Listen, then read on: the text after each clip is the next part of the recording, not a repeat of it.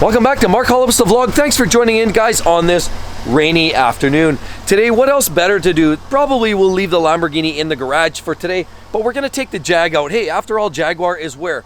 They're originally from England, where it rains a lot. So it's really in its natural habitat. But more importantly, today, we're gonna take the car out for a drive and we're gonna do some car spotting. See what kind of cars we can find sitting on the side of the road. They could be old, new.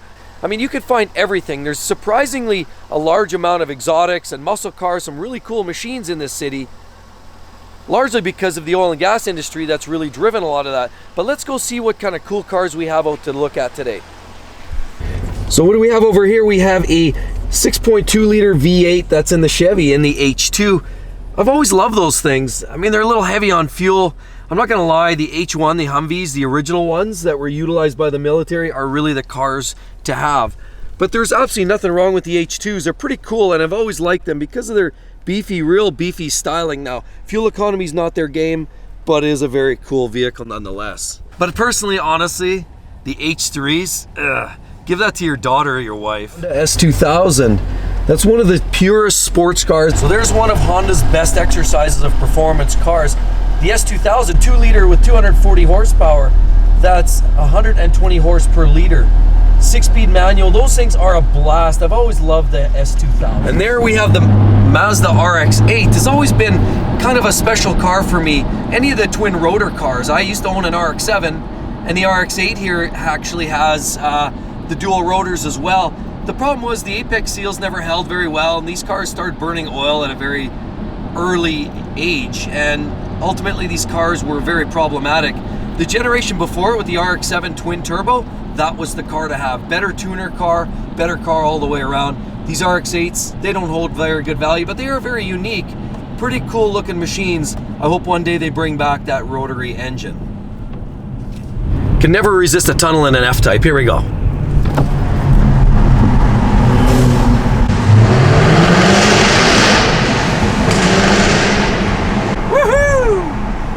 Well, these guys are everywhere. They're flooding the streets. Look at that.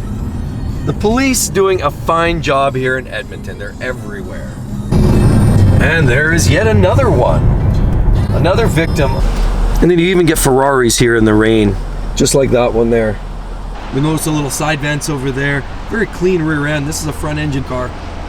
Gotta love a Ferrari, especially in the rain. Beautiful thing. Well, what do we have over here? We have one of my favorite cars of all time. We are dealing with a Porsche 911 GT2 RS. Absolutely great car to see today on such a rainy day. These cars here actually own the Nürburgring record. Lamborghini had it for a short time with the Performante, but now GT2 RS actually owns the factory stock record with the GT2 RS of under 7 minutes. These cars are spectacularly fast, actually have close to 700 horsepower and really are true to the 911 turbo heritage. I love the GT2 RS, GT3 RS, those are always a class favorite as well. Gotta love these machines, they are intense. Wow, great catch, great find. Now what do we have over here? We actually have a Golf R in white. Not a bad color combination. I would say the blue is the color you want. Red looks pretty swanky in these two, but these are great cars.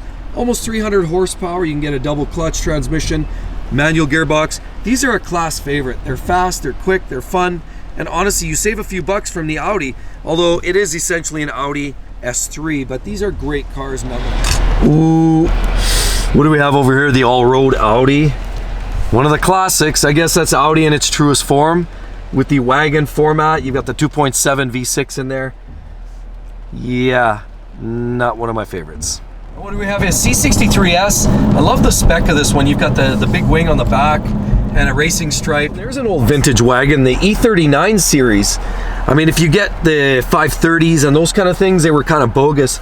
But these here, if you get an E39, a 540, which would be a V8, 4.5 liter, 4.4 liter V8, they were a ton of fun. You can get them with a manual gearbox and that. As a matter of fact, this is not an M5, obviously. However, the E39 generation in an M5, in the M5 of this generation, was one of the most sought after M5s currently. They're well liked, they're well loved because they're back from a generation when BMW was well built, they were sturdy, and honestly they're a simpler experience and they're a lot of fun. So the E39, like we see there, is one of the best BMWs. I love these things. Oh, what do we have here? We have a nice E90 BMW M3. Gotta love those things. V8. They had rod bearing issues, throttle actuator problems, but that V8 engine, 4 liters displacement, 414 horsepower. They were a ton of fun. They're still one of the most sought after M3s of all times. Right there. Oh, look at this old war horse. We have here a 318 Ti BMW. Another one of my old classic favorites. I had one just like it many, many moons ago. These have a little 4-banger in them. They're kind of an awkward little hatchback style. Chassis was really more based on the older generation, which essentially looks like an E36 generation. It was more based on the E30 chassis, but had some of the E36 body panel slapped on. And it wasn't one of the greater engines in there either, but it was a good transition BMW. It was a good entry-level car, and I had one of those. They were great. Oh, and over here we have actually one of my favorite cars in the current BMW lineup. We're talking about the M2 Competition. You'll notice it has the big wing on the back. These cars are so much fun. They actually use the M3 and M4 engine. They use a variation of the S55 engine. They're so much fun. They're fast, short wheelbase, probably one of the best track cars in the BMW lineup. Love these cars. What a great run-in to find one of these cars, the M2 Competition. Toyota FJ, those are actually becoming almost a collector's edition. They're so reliable and robust. Everybody likes the Toyota FJ. They're actually very, very cool, and they're gonna hold their value. Can't go wrong with an FJ. Oh no, what a styling disaster. The Nissan Cube, I think one of the ugliest cars on the street today. There it is, guys. In flesh and blood right there. Nissan Cube. Oh. Whoa, what do we have here, folks? This is a Pontiac Aztek. Now, if you can remember these cars, or SUVs, or vans, or whatever it is you want to call them, they actually could get a tent package at the back of these. So you could actually make a tent fold out for that and actually have a bit of a camping experience. And maybe I was wrong about the Nissan Cube. And then we have the venerable Mazda Miata. That is the classic roadster, and it's roadster amongst roadsters. Simple, effective, and super reliable. Everybody loves a Mazda Miata. And then we have a WRX STI Subaru. Those are great. Came become popular with that color because of Colin McRae and the rally racing. Made those cars ultra popular. Whoa, and then we have a 996 twin turbo right here. You gotta love these cars. They are classic.